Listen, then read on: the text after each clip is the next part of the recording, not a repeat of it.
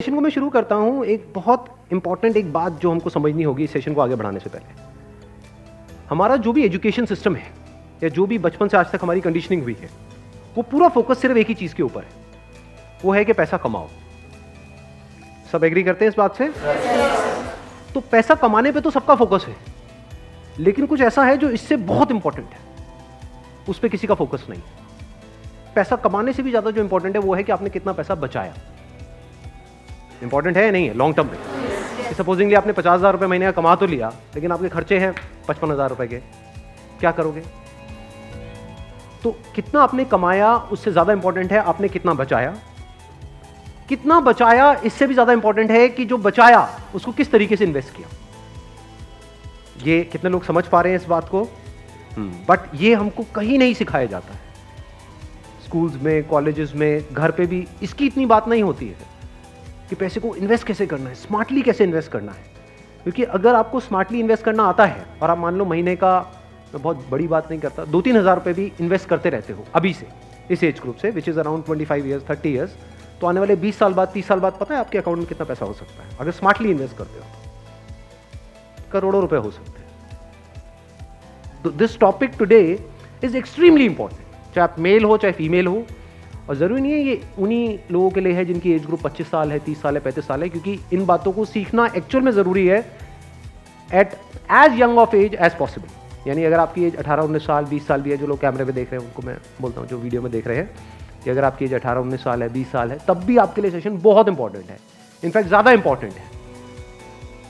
और मेरे को आइडिया कहाँ से आया ये सेशन करने का? मेरे एक फ्रेंड है, मेरी वैसे उनसे बातचीत हो रही, उन्होंने मेरे से पूछा कि यार मेरे पास में कुछ फंड पड़ा हुआ है, मुझे क्या करना चाहिए, उसको कहाँ इन्वेस्ट करना चाहिए? कुछ आइडियाज़ हैं आपके पास?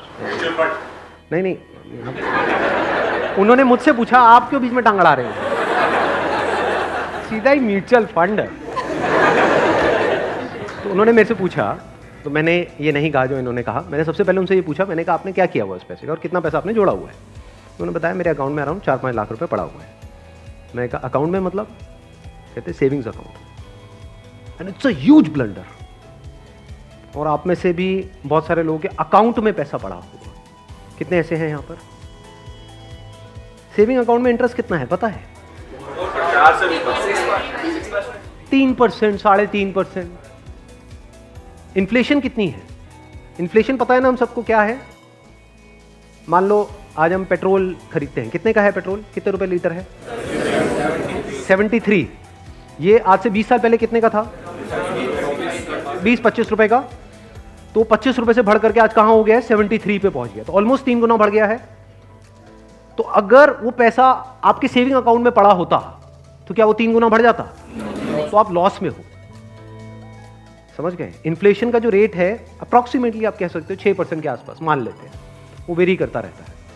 बट अगर 6% इन्फ्लेशन है और 3% आप अर्न कर रहे हो उस पैसे पे, तो आप कमा नहीं रहे हो, आप गंवा रहे हो। क्योंकि उस पैसे की वैल्यू कम होती चली जा रही है और आप खुश हो रहे हो कि मैं पैसा जोड़ रहा हूं। आप जोड़ नहीं रहे हो, आप बेवकूफ़ी कर रहे हो। तो इस तरह की कुछ चीज़ें हैं जो हमको सीखनी बहुत ज़रूरी है। और जैसे मैंने उनको ये बात बोली तो it was a surprise for him. मैंने कहा ये पैसा सेविंग्स में क्यों पड़ा है, इसकी एफडी क्यों नहीं कराई? क्योंकि एफडी में एटलीस्ट 7% इंटरेस्ट है। कहता मैंने कभी सोचा ही नहीं ऐसे, मेरे को किसी ने बताया ही नहीं इसके बारे में, कभी सिखाया ही नहीं। और ये कोई छोटी प्रॉब्लम नहीं, बहुत बड़ी प्रॉब्लम है। मैंने कुछ कैलकुलेशंस करी, फिर उनको मैंने बताया। मैंने कहा अगर सिर्फ इतना सा स्टेप हमने उठा लिया ना, इतना सा जो कुछ भी नहीं है, कुछ घंटे का है, कि जो सेविंग में पड़ा है उसकी एफडी करानी है। एफडी भी अलग अलग ड्यूरेशन की करा दी। कुछ जो हमको पता है कि अभी इमीडिएटली काम नहीं आना है, उसकी मान लो 3 साल की करा दी। कुछ लगता है इमीडिएटली काम आना, तो 6 महीने की एफडी करा दी। अगर इतना सा भी हमने स्टेप उठा लिया तो अगले आने वाले 20 साल बाद कितने का फर्क पड़ जाएगा? Any idea? लाखों रुपए का फर्क पड़ेगा। कम से कम 20 लाख रुपए का फर्क पड़ेगा आने वाले 20 से 25 साल में। तो मैंने कहा वो जब 20-25 लाख आएंगे, अब ये करोगे तो हो ही आप, जो मैंने बताया है, तो उसमें से कुछ थोड़ा इधर भी दे देना भाई।